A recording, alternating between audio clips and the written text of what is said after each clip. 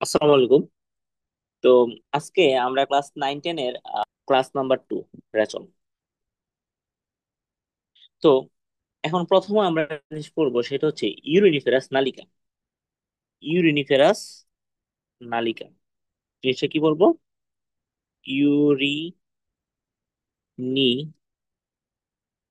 ইউরিনিফেরাস নালিকা এই জিনিসটা কি? ইউরিনিফেরাস নালিকা জিনিসটা কি? ইউরিনিফেরাস নালিকা এটা হচ্ছে বৃক্ক বিশেষ ধরনের নালিকা দেখা যায়, তাকে ইউরিনিফেরাস নালিকা বলে। বৃক্কে তাহলে কি বলবো? প্রতিটি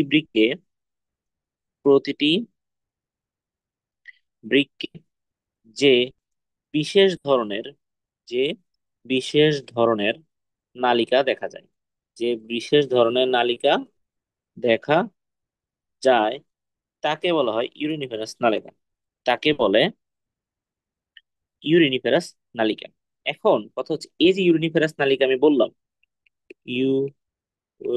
ইউরিনিফেরাস নালিকা এর দুইটা অংশ আছে।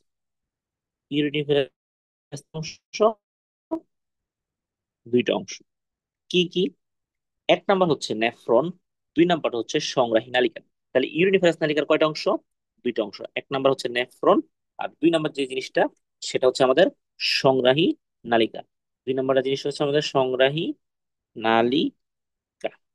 নেফ্রনের ইংলিশ তো নেফ্রনই। আর সংগ্রাহী নালিকাকে বলা হয় কালেক্টিং টিউবিউল।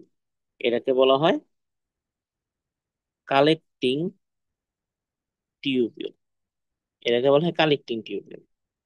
তো এই যে নেফ্রন, নেফ্রন আসলে জিনিসটা কি? নেফ্রন হচ্ছে একবারে বৃক্কের কাজ করার একক। বৃক্কের কাজ করার এককটা হচ্ছে আমাদের আসলে নেফ্রন। ইউনিফেরাস নালিকার দুইটা অংশ কি কি?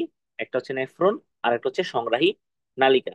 এই যে নেফ্রন, এই নেফ্রনটা হচ্ছে একবারে বৃক্কের একক, কাজ করার এককটা হচ্ছে নেফ্রন। তাহলে নেফ্রন আমরা কি বলবো? নেফ্রনের সংজ্ঞাটা দেখো, এটা কি ইউরেটাস নালিকার অংশ না? এবং এখানে অনেকগুলা পদার্থ ক্ষরণ হয়, ক্ষরণকারী অংশ। তাহলে নেফ্রনের সংখ্যাটা হচ্ছে বৃক্কের ইউরিনিফেরাস নালিকার বৃক্কের ইউরিনিফেরাস নালিকার বৃক্কের ইউরিনিফেরাস নালিকার ক্ষরণকারী অংশ, ক্ষরণকারী অংশ, ক্ষরণকারী অংশ ও কাজ করার একক, ও কাজ করার একককে আমাদের বলা হয় নেফ্রন। একককে কি বলা হয়? নেফ্রন বলে। তাহলে আমরা কি কি বুঝলাম? আমরা বুঝলাম যে বৃক্কের ইউরিনিফেরাস নালিকার ক্ষরণকারী অংশ এবং কাজ করার একককে বলা হয় আসলে নেফ্রন। কাজ করার অংশ, একক, এটাকে বলা হয় নেফ্রন। এখন এই নেফ্রন একটা বৃক্কে কতটা, মানে কি পরিমাণ থাকতে পারে? একটা বৃক্কে থাকতে পারে 10 থেকে 12 লক্ষ। তাহলে একটা বৃক্কে ইউরিনিফেরাস নালিকা কয়টা থাকতে, সরি নেফ্রন কয়টা থাকতে পারে? 10 থেকে 12 লক্ষ একটা কিডনিতে, ওয়ান কিডনি। তাহলে আমাদের বডিতে আছে দুইটা কিডনি, আমাদের বডিতে আছে দুইটা কিডনি। তাহলে একটা আমাদের পুরো বডিতে আসলে কত আছে? 20 থেকে 24 লক্ষ। তাহলে আমরা বলতেছি যে নেফ্রন একটা কিডনিতে থাকে বা প্রতি কিডনিতে থাকে 10 থেকে 12 লাখ। তাহলে দুই কিডনিতে থাকবে 20 থেকে 24 লাখ। এটা চাইলে আমরা 2 থেকে 2.4 মিলিয়নও বলতে পারি। এটা তো ম্যাথের জিনিস, জাস্ট এখানে আমি একটু বুঝাইলাম। আচ্ছা, এবার এই যে নেফ্রন, নেফ্রনের একটা ছবি আমরা দেখি। এই যে আসি, আমরা একটা নেফ্রনের ছবি দেখি, এটা হচ্ছে একটা নেফ্রন। এটা একটা একটা নেফ্রন, এটা পুরোটা একটা ইউরিনিফেরাস নালিকা। এই নালিকাটার মধ্যে জাস্ট একটা জিনিস দেখেন, এতটুকু অংশ পর্যন্ত হচ্ছে নেফ্রন। আর এই যেটা, এটা হচ্ছে আমাদের সংগ্রাহী নালিকা। তাহলে এর আগের জায়গাটা হচ্ছে আমাদের নেফ্রন। তা নেফ্রনের মধ্যে অনেকগুলো অংশই আছে, ঠিক আছে? তো এই অংশগুলোর নাম কি, এটাকে কয় ভাগে ভাগ করা হয় আমরা সেই জিনিসটা জানি। তাহলে একটা নেফ্রনের দুইটা অংশ। একটা নেফ্রনের কয়টা অংশ? দুইটা অংশ। একটা নেফ্রনের ওনার কয়টা অংশ হবে? দুইটা অংশ হবে। কি কি? একটা হচ্ছে রেনাল কর্পাসল, এক নাম্বার হচ্ছে রেনাল কর্পাসল, দুই নাম্বার হচ্ছে রেনাল টিউবিউল, দুই নাম্বারে হচ্ছে কি রেনাল টিউবিউল। তার মানে এক নাম্বারটা হচ্ছে রেনাল কর্পাসল, রেনাল কর্পাসল। আর এরপরটা বলতেছি আমরা renal tubule, renal tubule. Tubule মানে কি টিউব টিউব জিনিস কিছু একটা হবে। আচ্ছা, এই রেনাল কর্পাসলকে আরেকটা নামে ডাকা হয়, কি নামে ডাকা হয়? এটাকে বলা হয় মালপিজিয়ান অঙ্গ। এটার আরেকটা নাম হচ্ছে, এটাকে বলা হয় মালপিজিয়ান অঙ্গ। এটাকে অন্য আরেকটা কি নামে ডাকা হয়? এটাকে বলা হয় মালপিজিয়ান অঙ্গ। তাহলে আমরা এতটুকু বুঝলাম রেনাল কর্পাসল, রেনাল টিউবিউল।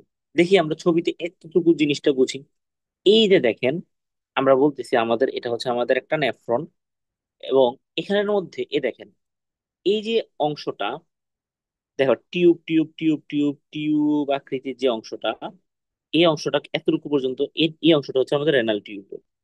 এই অংশটা পর্যন্ত আমাদের কি, এই অংশটা পর্যন্ত হচ্ছে আমাদের রেনাল টিউবিউল। আর এই যে একটা অংশ পিঙ্ক কালারের, এটা বলা হচ্ছে রেনাল কর্পাসল। তাহলে আমরা বললাম, আর এটা তো বললাম যে এটা হচ্ছে আমাদের কালেক্টিং ডাক্ট। এই দেখো এটা হচ্ছে আমাদের কালেক্টিং ডাক্ট বা সংগ্রাহী নালিকা, বা সংগ্রাহী নালিকা। আর এই যে এইখান থেকে এইখান পর্যন্ত, এই যে এই জায়গা থেকে এই জায়গা পর্যন্ত, এটা হচ্ছে আমাদের রেনাল টিউবিউল। আর এই যে এই জায়গাটা, এই জায়গাটা কি আমাদের, এই জায়গাটা হচ্ছে আমাদের রেনাল কর্পাসল। স্যার এতটুকু আশা করি বোঝা গেছে। এবার আমরা এখানে আসি, রেনাল কর্পাসলের আবার দুইটা পার্ট আছে। রেনাল কর্পাসলের কয়টা পার্ট আছে? দুইটা পার্ট আছে। কি কি? রেনাল কর্পাসলের বলতেছে দুইটা পার্ট। এক নাম্বার হচ্ছে গ্লোমেরুলাস, এক নাম্বারটা হচ্ছে গ্লোমেরুলাস। আর দুই নাম্বারটা হচ্ছে বোমেন্স, বোমেন্স সরি, আমি একটু বোমেন্স ক্যাপসুল। দুই নাম্বারটা হচ্ছে বোমেন্স ক্যাপসুল। এক নাম্বারটা হচ্ছে গ্লোমেরুলাস, দুই নাম্বারটা হচ্ছে বোমেন্স ক্যাপসুল। এক নাম্বার হচ্ছে গ্লোমেরুলাস, দুই নাম্বারটা কি বোমেন্স ক্যাপসুল। এবার এই যে গ্লোমেরুলাস আর বোমেন্স ক্যাপসুল জায়গাটা কোনটা, এই জায়গাটা আমরা একটু দেখি, এই জায়গাটা আমরা একটু দেখি। এই যে দেখেন, এই দেখো একটা দ্বিস্তরী পেয়ালার মতো একটা অংশ আমরা দেখতে পাচ্ছি এখানে, দেখো এই যে দেখো, এই দেখো একটা পেয়ালার মতো একটা অংশ। এই যে পেয়ালার মতো যে অংশটা, এটা হচ্ছে বোমেন্স ক্যাপসুল, এটা হচ্ছে বোমেন্স ক্যাপসুল। আর একগুচ্ছ কৈশিক জালিকা দ্বারা তৈরি হয় আমাদের গ্লোমেরুলাস। একগুচ্ছ কৈশিক জালিকা দিয়ে তৈরি হয় কি আমাদের গ্লোমেরুলাস। তাহলে আমরা এখানে কি দেখতেছি? এই দেখো গ্লোমেরুলাস দেখতে পাচ্ছি এবং বোমেন্স ক্যাপসুল দেখতে পাচ্ছি। তাহলে এই দুইটা জিনিস মিলে হচ্ছে আমাদের রেনাল কর্পাসল। আর এই যে টিউব আকৃতির জিনিসটা দেখতে পাচ্ছি, ওইটাকে বলা হয় রেনাল টিউবিউল, ওইটাকে বলা হয় রেনাল টিউবিউল। তাহলে আসেন, তাহলে গ্লোমেরুলাসটা কি? গ্লোমেরুলাসটা হচ্ছে আমাদের একগুচ্ছ কৈশিক জালিকা দ্বারা নির্মিত। গ্লোমেরুলাসটা কি? একগুচ্ছ, একগুচ্ছ কৈশিক জালিকা দ্বারা নির্মিত, একগুচ্ছ কৈশিক জালিকা দ্বারা নির্মিত। এখন জিনিসটা তৈরি হয় কিভাবে? আমাদের, আমরা বলছি যে আমাদের বৃক্কে যে ধমনী ঢুকে তার নাম হচ্ছে রেনাল ধমনী। তার নাম কি? রেনাল ধমনী। এই রেনাল ধমনী ভিতরে ঢুকতে ঢুকতে অনেক শাখা প্রশাখা তৈরি করে, অনেক শাখা প্রশাখা তৈরি করে। আলটিমেটলি তৈরি করবে আমাদের, আলটিমেটলি তৈরি করবে কি আমাদের এফারেন্ট আর্টারিওল। কি তৈরি করবে? Efferent arteriole. কি তৈরি করবে? এফারেন্ট আর্টারিওল মানে আরো মানে সূক্ষ্ম কিছু রক্তনালী তৈরি করবে, সূক্ষ্ম সূক্ষ্ম ধমনী তৈরি করবে। মনে করে একটা, এই একটা বড় ধমনী আসছে, এটা আবার আরো ছোট ছোট ছোট ছোট ছোট ছোট ছোট ধমনী তৈরি করতেছে, আরো ছোট ছোট চিকন চিকন চিকন চিকন ধমনী তৈরি করতেছে। ঠিক আছে, এটা আরো ছোট ছোট চিকন চিকন ধমনী তৈরি করতেছে। এই জিনিসটা বুঝাইতেছে। তো এখন এই জিনিসটা যখন হয়, এফারেন্ট আর্টারিওল হয়, এই এফারেন্ট আর্টারিওলটা প্রবেশ করে। এফারেন্ট আর্টারিওলটা মনে করো বোমেন্স ক্যাপসুল, এই জিনিসটা মনে করো বোমেন্স ক্যাপসুল। এফারেন্ট আর্টারিওল এভাবে আসে, আসার পর সে অনেকগুলা শাখা প্রশাখা এখানে তৈরি করে। কয়টা শাখা প্রশাখা? প্রায় 50 থেকে 60টা। 50 থেকে 60টা শাখা প্রশাখা মানে কোষিক জালিকা তৈরি করে, ইফারেন্ট দিয়ে বের হয়ে যায়। তাহলে এফারেন্ট আর্টারিওল প্রবেশ করে, ইফারেন্ট আর্টারিওল বের হয়ে যায়। তাহলে কি বলতেছি, যে এফারেন্ট আর্টারিওলটা আসতেছে, এটা হচ্ছে এফারেন্ট আর্টারিওল। এই জায়গাটা কি? Efferent arteriole. এটা হচ্ছে আমাদের এফারেন্ট আর্টারিওল। আর বের হইতেছে কিভাবে? ইফারেন্ট আর্টারিওল দিয়ে। কি দ্বারা? ইফারেন্ট আর্টারিওল দ্বারা।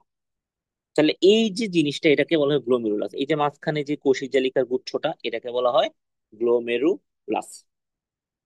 এবং আমরা বলতেছি, তাহলে গ্লোমেরুলাসটা কি দিয়ে, মানে জিনিসটা কি হইতেছে, যে রেনাল ধমনী থেকে সৃষ্ট এই যে এফারেন্ট আর্টারিওল, এটা অনেকগুলা কি করতেছে, যে মানে বোমেন্স ক্যাপসুলের মধ্যে ঢুকতেছে। কই ঢুকতেছে? বোমেন্স ক্যাপসুলে। কই ঢুকতেছে? Bowman's capsule. বোমেন্স ক্যাপসুলে ঢোকার পর সে কি করতেছে? প্রায় 50 থেকে 60টি কৌশিক জালিকা তৈরি করতেছে। 50 থেকে 60টি কৌশিক জালিকা তৈরি করতেছে। আর ওই জিনিসটার নামই আমরা দিচ্ছি কি, এই যে সূক্ষ্ম সূক্ষ্ম রক্ত জালিকা তৈরি করে, এটা নাম দিচ্ছি আমরা কি? গ্লোমেরুলাস। পরবর্তীতে ওইগুলো আবার মিলে ইফারেন্ট আর্টারিওল আকারে বের হয়ে যায়। ইফারেন্ট আর্টারিওল আকারে বের হয়ে যায়। আর মজার বিষয় দেখো, এই ইফারেন্ট আর্টারিওল গুলো সবগুলা মিলে তৈরি করবে কি? রেনাল শিরা। কি তৈরি করে? রেনাল শিরা। আর রেনাল শিরা আবার কিডনি থেকে বের হয়ে যায়। রেনাল ধমনী ঢুকতেছে, রেনাল শিরা বের হইতেছে। মাঝখান দিয়ে কি করলো? এফারেন্ট আর্টারিয়াল তৈরি করলো। সে বোমেন্স ক্যাপসুলে ঢুকলো, ঢুকে অনেকগুলা কোষিক জালিকা তৈরি করলো। এই কোষিক জালিকা গুলাকে আমরা বলতেছি, এই পুরো গঠনটা বলতেছি গ্লোমেরুলাস। আশা করি আমরা গ্লোমেরুলাস জিনিসটা বুঝতে পারছি। এবার বোমেন্স ক্যাপসুল জিনিসটা কি? এই বোমেন্স ক্যাপসুল জিনিসটা হচ্ছে, এই যে একটা পেয়ালার মতো একটা অংশ আমরা দেখতে পাচ্ছি, এটারে বলা হয়, আমাদের কি বলা হয়, এই যে পেয়ালার মতো একটা অংশ দেখা যাচ্ছে দ্বিস্তরী, এটাকে বলা হয় বোমেন্স ক্যাপসুল। তাহলে বোমেন্স ক্যাপসুল কি? বোমেন্স ক্যাপসুল হচ্ছে 2 স্তর বিশিষ্ট, আমরা এটাকে কি বলবো সংজ্ঞাটা? এটা বলবো যে রেনাল কর্পাসলের, রেনাল কর্পাসলের মধ্যে 2 স্তর বিশিষ্ট, 2 স্তর বিশিষ্ট পেয়ালার মতো, পেয়ালার মতো প্রসারিত যে অংশ পাওয়া যায়, প্রসারিত যে অংশ পাওয়া যায়, তাকে আর বলতেছি আমরা রেনাল, সরি বোমেন্স ক্যাপসুল। তাহলে জিনিসটা কি বললাম, এই যে আমাদের রেনাল কর্পাসল, এই যে এই গঠনটা পুরোটা কি আমাদের রেনাল কর্পাসল।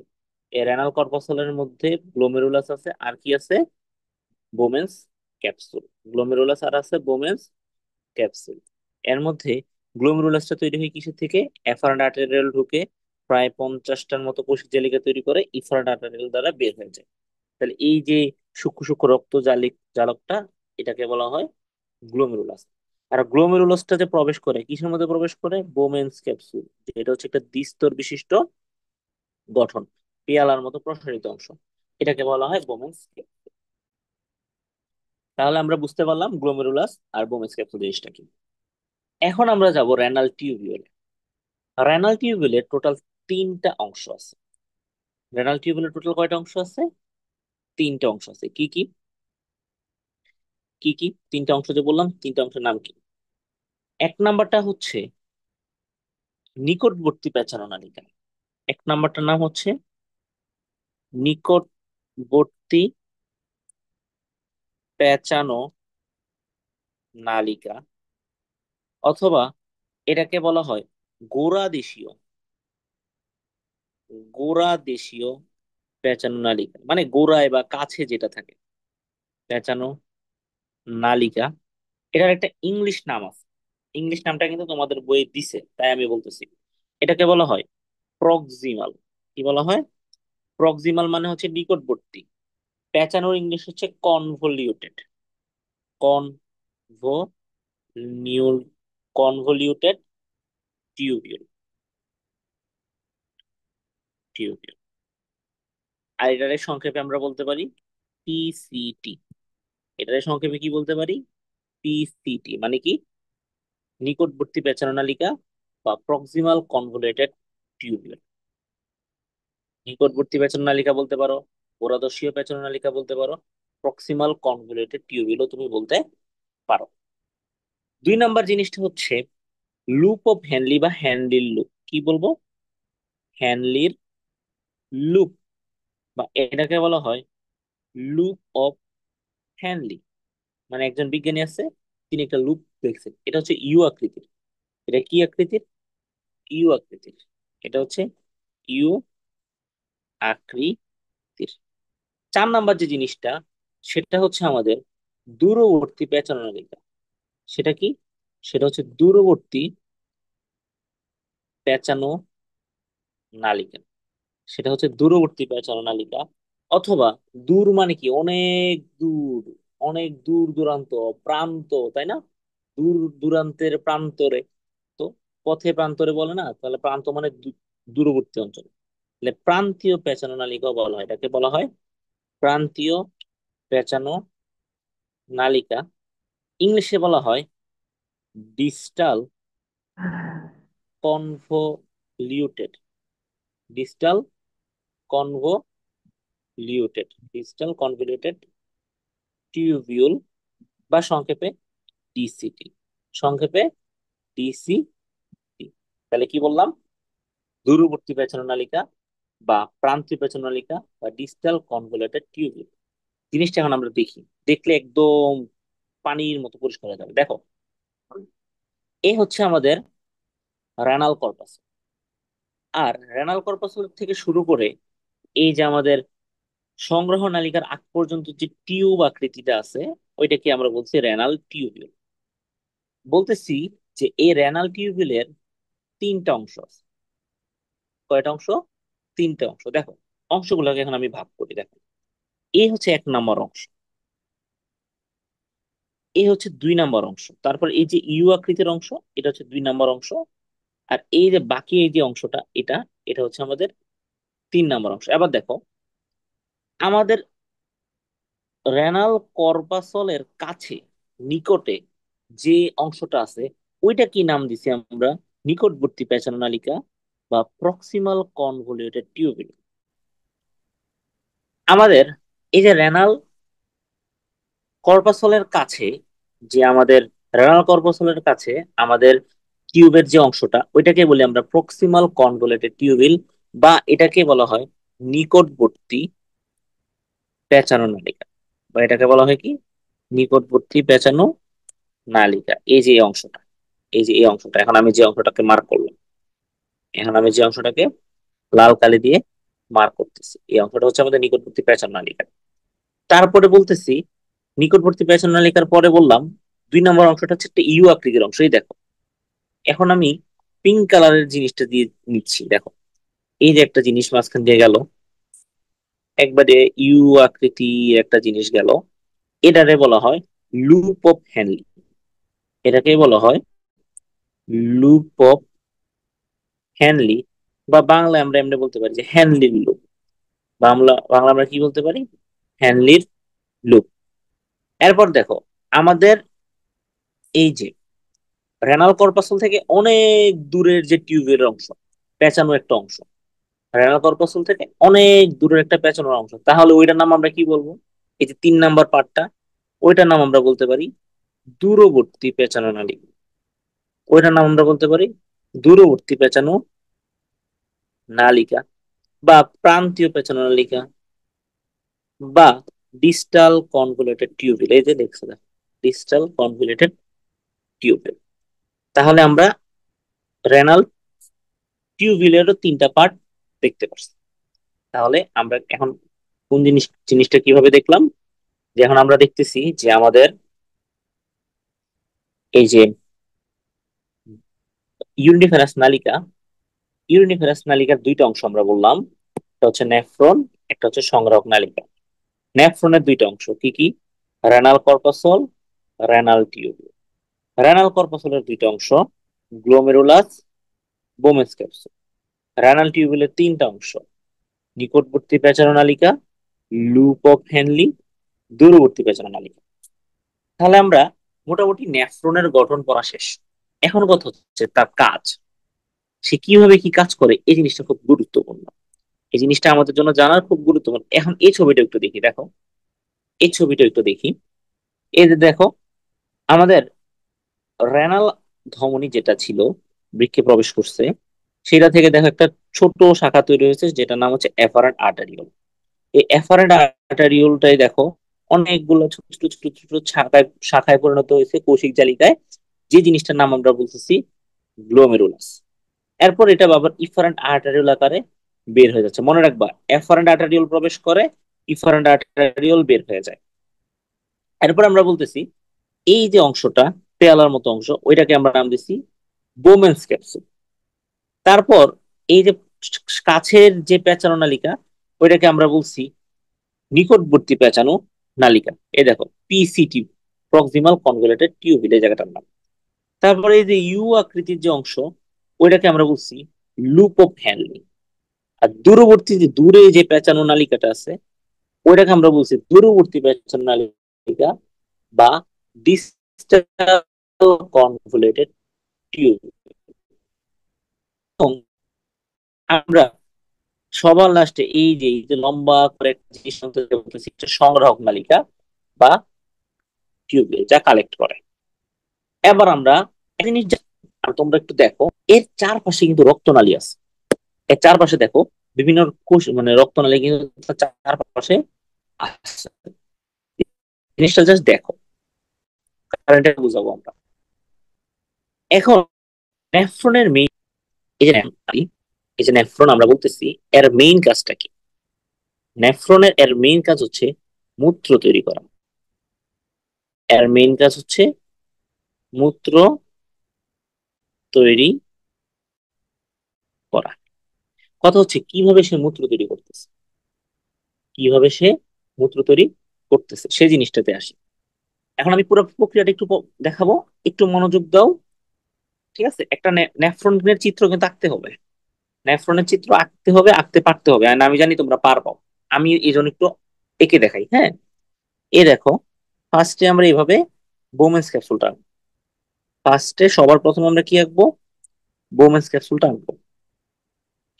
এভাবে আমরা একটা বোমেন্স ক্যাপসুল আঁকলাম। বোমেন্স ক্যাপসুল আঁকার পরে আমরা কি করব? এখানে দেখাবো যে এফারেন্ট আর্টারিওল আসছে, এসে এফারেন্ট আর্টারিওল তার অনেকগুলো শাখা প্রশাখা তৈরি করছে, ইফারেন্ট আর্টারিওল আকারে বের হয়ে গেছে। দেখো তীর চিহ্ন দিচ্ছি, এফারেন্ট আর্টারিওল আসছে, ইফারেন্ট আর্টারিওল বের হয়ে গেছে। তারপরে আমার কাজ হবে একদম সিম্পল। কি সিম্পল ভাইয়া? এখন আমি এখান দিয়ে যে নিচ দিয়ে কি কি আঁকবো? নিকটবর্তী পেঁচানো নালিকা। তাহলে নিকটবর্তী পেঁচানো নালিকা মানে কি? এই জায়গাতে আমি একটু প্যাচ দিব। এই দেখো, এই জায়গাতে আমি একটু পেঁচিয়ে নিকটবর্তী পেঁচানো নালিকা আঁকলাম। আঁকার পরে আমি কি করব? একটা ইউ শেপ লুপ আঁকবো। এই দেখো, ইউ শেপ লুপ ওখানে আমি ইউ শেপ লুপ আঁকলাম। আঁকার পরে এবার কি করব? দূরবর্তী পেঁচানো নালিকা আঁকবো। এই দেখো দূরে এবার এভাবে প্যাচ খেতেছে। আর লাস্টে এটাকে কি করব আমরা? সংগ্রাহক নালিকার সাথে অ্যাড করে দিব। সংগ্রাহক নালিকার সাথে অ্যাড করে দিব। তো এটা হচ্ছে মোটামুটি একটা বৃক্কের নেফ্রনের গঠন। আমি জানি এই গঠন তোমরা আরো সুন্দর করে রাখতে পারবে, আমার ড্রয়িং এত ভালো না, সুন্দর করতে তেমন। এই যে পেয়ালাটা আমার সুন্দর করে রাখতে পারবো আশা করি। এবার আসো, কি হয়, কিভাবে সে মূত্র তৈরি করে দেখো। এই যে, আচ্ছা জিনিসগুলোর নাম আরেকবার দেখাই দিই। এটা কি? এটা হচ্ছে এফারেন্ট আর্টারিওল। এটা হচ্ছে এফারেন্ট আর্টারিওল। Efferent arteriole. এই জায়গাটার নাম হচ্ছে গ্লোমেরুলাস। এই জায়গাটার নাম কি? গ্লোমেরুলাস। এটার নাম হচ্ছে ইফারেন্ট আর্টারিওল। Efferent arteriole. এটা হচ্ছে বোমেন্স ক্যাপসুল। এটা কি? এটা হচ্ছে বোমেন্স ক্যাপসুল। এই যে এটা, এটা হচ্ছে নিকটবর্তী পেঁচানো নালিকা। নিকটবর্তী পেঁচানো নালিকা আমি সংক্ষেপে বলবো কি? প্রক্সিমাল কনভলিউটেড টিউবিল বা পিসিটি। এই যে ইউ আকৃতির অংশ, ওইটাকে আমরা বলতেছি লুপ অফ হ্যানলি বা হ্যানলির লুপ। আর এই যে দূরবর্তী পেঁচানো নালিকা, আমরা একে কি কি বলবো? দূরবর্তী পেঁচানো নালিকা বা ডিসিটি। আর সবার লাস্টে এটাকে বলবো আমরা সংগ্রাহী নালিকা। কি বলবো? সংগ্রাহী নালিকা। কিভাবে মূত্র তৈরি করে জিনিসটা দেখেন, একদমই simple। সেটা হচ্ছে আমাদের রক্ত যখন এদিক দিয়ে আসে, তখন এই যে জায়গাটা আছে না, গ্লোমেরুলাস, এই গ্লোমেরুলাসের মধ্যে রক্তটা থাকে। রক্তটা কি হয়? ছাকনির মতো কাজ করে। তাহলে কি বলতেছে, গ্লোমেরুলাস কিসের মতো কাজ করে? ছাকনির মতো কাজ করে। কিসের মতো কাজ করে সে? ছাকনির মতো কাজ করে। তাহলে গ্লোমেরুলাস ছাকনির মতো মানে কি হয়? আমাদের রক্ত থেকে, যে রক্তের যে আমরা কয়েকদিন আগে পড়ছি যে রক্তের মধ্যে রক্তরস থাকে, রক্তকণিকা থাকে, তাই না? তাহলে রক্ত রসটাকে সে ছাকে। তাহলে সে একটা তরল তৈরি করে, যে তরলটা এই আমাদের বোমেন্স ক্যাপসুলে চলে আসে।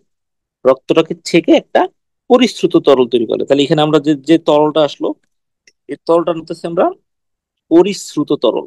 এই তরলটার নাম কি বলছি? পরিশ্রুত তরল। বা এটাকে বলা হয় গ্লোমেরুলার ফিল্ট্রেট। এটাকে বলা হয় গ্লোমেরুলার ফিল্ট্রেট। মানে কি, ফিল্টারের যে কাজ করছে সেম, সে রক্তরসটাকে থাকছে। রক্তকণিকা কিন্তু আসবে না, রক্তরসটাকে সে ছাইকা নিবে। চাকনির মতো কাজ করছে।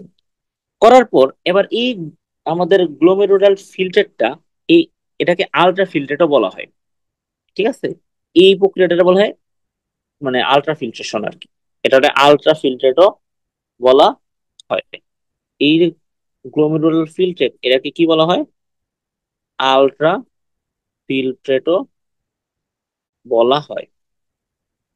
তাহলে বললাম যে এই যে আলট্রা ফিল্টারটা, এটা কি হবে এবার আমাদের নিকটবর্তী পেঁচানো নালিকা, দূরবর্তী পেঁচানো নালিকা, এগুলা দিয়ে পাস হবে। এগুলো পাস হবে। এখন আমাদের একটা জিনিস জেনে রাখি, কতটুকু রকেটে ছাকছে, কতটুকু সে তৈরি করলো। সে তৈরি করে প্রতি মিনিটে 125 ml। প্রতি মিনিটে কতটুকু তৈরি করে? 125 তৈরি করে। তাহলে কি বললাম, প্রতি মিনিটে সে 125 ml তৈরি করে। তো এই 125 ml টা যখন যাচ্ছে এটা দিয়ে, শুধু একটা নেফ্রন না, সবগুলো নেফ্রন তো কাজ করতেছে, তাই না? একটা টাইম অনেকগুলো নেফ্রন কাজ করতেছে, তো তার মধ্যে অল্প একটু পরিমাণে আছে।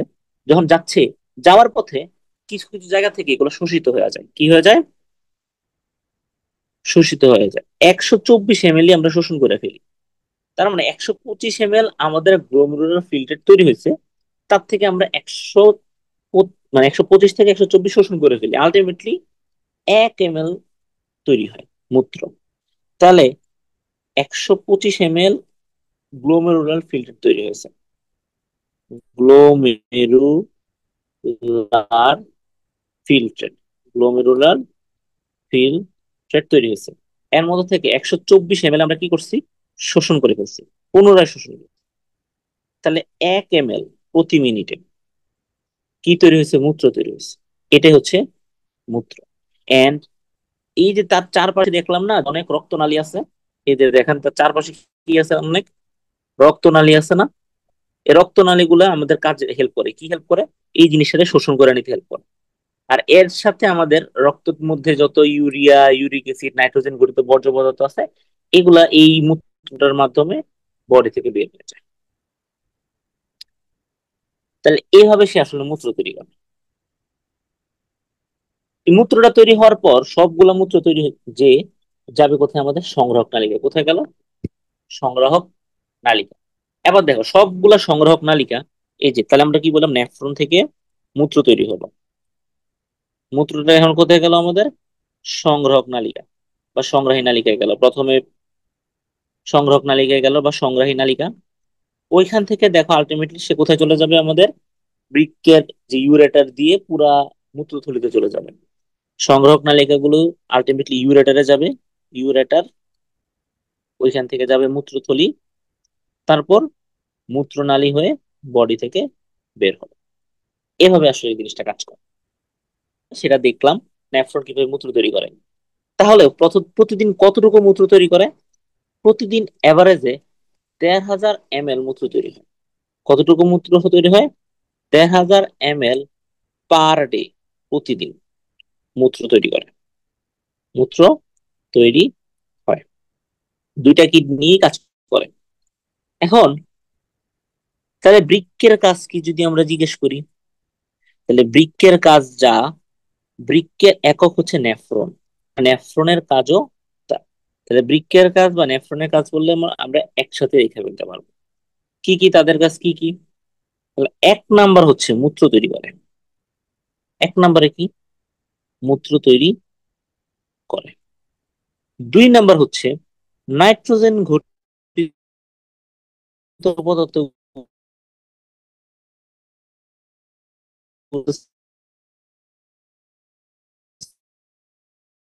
নাইট্রোজেন যেমন ইউরিক, ক্রিয়েটিনিন, এগুলাকে বডি থেকে নিষ্কাশন করতে পারতেছে। তিন নাম্বারে আমরা বলতে পারবো এই যে বৃক্ক, বৃক্কের এই যে নেফ্রন, হ্যাঁ, তারা কিন্তু আলটিমেটলি কি করতেছে দেখো, আমাদের বডির মধ্যে পানির সমতা রক্ষা করতেছে। কি করে? পানির সমতা রক্ষা করে। এছাড়া বডির মধ্যে সে অম্ল ক্ষারের ভারসাম্য রক্ষা করে। বৃক্ক অনেক কাজ করে, অম্ল ক্ষারের ভারসাম্য রক্ষা করে। এছাড়া বিভিন্ন ইলেকট্রোলাইট, কি বলছি, বিভিন্ন ইলেকট্রোলাইট, ইলেকট্রোলাইট মানে কি জানো? ইলেকট্রোলাইট মানে হচ্ছে খনিজ লবণ, খনিজ লবণ, বা যাকে আরো সহজভাবে বললে বলা হয় মিনারেলস, বা একদম সহজে বলে দিই সোডিয়াম, পটাশিয়াম, ক্লোরাইড, এই যে জিনিসগুলো আছে। তাহলে এবার বডির মধ্যে কি করে? ভারসাম্য রক্ষা করে, এগুলো ঠিক পরিমাণে রাখে। কিভাবে করে জানো? ওই যে সে কি করে, যখন সে এই মানে এই যে আমাদের আলট্রা ফিল্টারটা যখন এই আমাদের টিউবিউল দিয়ে যখন যাইতে থাকে, তখন রাস্তার, এই রাস্তা তো অনেক লম্বা একটা রাস্তা, তো রাস্তার মধ্যে কি হয়, তার কিছু কিছু পদার্থ হয়তো বা সে আবার আমরা নিয়ে নিই বডির মধ্যে, আবার হইতে পারে বডি থেকে কিছু কিছু পদার্থ তার মধ্যে আমরা পাঠাই, যাতে করে এই জিনিসটাই ঘটে। ঠিক আছে, তার মানে এই দেখো জিনিসটা না আবার মানে এখানেই বলি, এই যে মূত্র তৈরি করে বললাম না, এই মূত্র তৈরি করে তিনটা প্রক্রিয়া। কি কি? প্রথম প্রক্রিয়া হচ্ছে আলট্রা ফিল্ট্রেশন। প্রথমটা কি? আলট্রা ফিল্ট্রেশন মানে হচ্ছে আমাদের গ্লোমেরুলার যে এই যে আমাদের থাকছে এই কাজটা। তারপরে কি হয়? রিঅ্যাবজর্পশন হয়, আবার সিক্রেশন হয়। রিঅ্যাবজর্পশন মানে হচ্ছে পুনরায় শোষণ করে, মাত্র বললাম যেটা ১২৫ ml থেকে ১২৪ ml পুনঃ শোষণ করে। আর তিন নাম্বারে বলছি যে কিছু পদার্থ নিঃসরণ করে, নিশ্চিত করে, মানে হচ্ছে সিক্রেট করে, মানে এই যে মূত্রটা, মূত্রটার মধ্যে তার প্রাচীর থেকে কিছু পরিমাণ, এই যে যেটা বললাম যে কিছু পরিমাণ মনে করো পটাশিয়াম দিল, বা মনে করো কিছু বর্জ্য পদার্থ আছে, এগুলো আমরা এই মূত্রের মধ্যে এভাবে ফালাই দিই। আলটিমেটলি এগুলো হচ্ছে আমাদের বৃক্ক কাজ। তাহলে সে কি করতেছে? রক্তচাপ নিয়ন্ত্রণও কাজ করে। বৃক্ক কিন্তু কি, রক্তচাপ নিয়ন্ত্রণও ভূমিকা রাখে, ভালো ভূমিকা রাখে।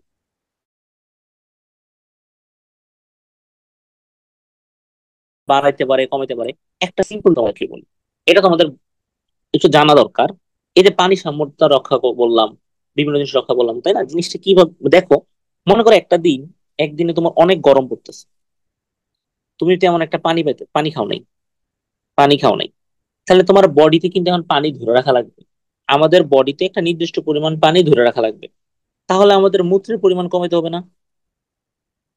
তাহলে আমরা মূত্রের পরিমাণটা কি করবো? কমাবো। কিভাবে কমাবো? ওই যে পুনঃপুরায় আমরা পানি শোষণ করে না, ১২৫ ml এর থেকে মনে করো ১২৪ ml শোষণ করে, তাই না? এন্ড প্রতি মিনিটে মনে করো ১ ml করে মূত্র তৈরি করে। এখন আমার, আমি সারাদিন পানি পাইতেছি না, আমি পানি খাওয়া হয় নাই অনেকক্ষণ ধরে, আমার গরম পড়তেছে অনেক, তাহলে আমার বডিতে পানি ধরে রাখা লাগবে। তো এই জন্য কি করা হয়? পানি ধরে রাখার জন্য আমরা পুনঃশোষণ বাড়াই দিই। ঠিক আছে, পুনঃশোষণ বৃক্ক কি করে? পানিটা বেশি করে ধরে রাখে, পানি ছাড়ে না, মূত্র পরিমাণ কমায় দেয়। দেখবে এরকম সময় হলে গাঢ় কালারের অল্প পরিমাণ মূত্র তৈরি হয়। আবার মনে করো বর্ষাকালে বা শীতকালে তোমার বডি থেকে তেমন একটা ঘামাইতেছো না, চারপাশে আবহাওয়া খুবই নর্মাল, তুমি কিন্তু অনেক পানি খেয়েছো, তাহলে দেখবা যে একবারে, তাহলে এখন আমার তো পানি ধরে রাখার দরকার নেই বডিতে, পানি ছেড়ে দিব। তাহলে তখন বৃক্ক কি করে, পানি ছেড়ে দেয়, পানি আরো বেশি ছেড়ে দেয়, কোনো খুব কম করে, ম্যাক্সিমাম ছেড়ে দেয়। তখন দেখবা যে একবার সাদা কালারের আমাদের মূত্র তৈরি হইতেছে, এবং বেশি পরিমাণে। একটা ছিল একবারে ঘন গাঢ় হলুদের, অনেক হলুদের মতো হয়ে যায়, আর এটার মধ্যে সাদা, একদম সাদা কালার হয়। তাহলে বৃক্ক এইভাবে কিন্তু আমাদের পানির সাম্যতা রক্ষা করতেছে। এন্ড এই জিনিসটা অসমো রেগুলেশন নামে আমাদের পরিচিত। অসমো রেগুলেশন বলতে একটা জিনিস আছে আমাদের বইয়ে, অসমো রেগুলেশন বলতে একটা টার্ম আছে, অসমো রেগুলেশন। অসমো কি, কাকে বলে, অসমো রেগুলেশন কি বা কাকে বলে, সেটার এক মানে সেটা আমরা নেক্সট ক্লাসে পড়বো, অসমো রেগুলেশন কি বা কাকে বলে। বাট এখন আমরা এটা বুঝে রাখলাম যে এটা হচ্ছে বডির মধ্যে কি করে, পানি, খনিজ লবণ, এইসব জিনিসের সে ভারসাম্য রক্ষার মাধ্যমে অবিশ্রবণিক চাপ নিয়ন্ত্রণ রাখে। বডির কি করে, অবিশ্রবণিক চাপ নিয়ন্ত্রণ করে। ওই প্রক্রিয়াটারে বলা হয় অসমো রেগুলেশন। অনেকে অসমো রেগুলেশন পানি সাম্য বলে, হ্যাঁ বলতে পারো, বডির পানি সাম্যটা রক্ষা করতেছে, ওইটারও অসমো রেগুলেশন বলা যায়। নেক্সট ক্লাসে আমরা অসমো রেগুলেশন, বৃক্কের বিভিন্ন রোগ এবং তাদের ট্রিটমেন্ট নিয়ে আলোচনা করব। এই চ্যাপ্টারের আর ম্যাক্সিমাম পার্টি পড়ানো শেষ।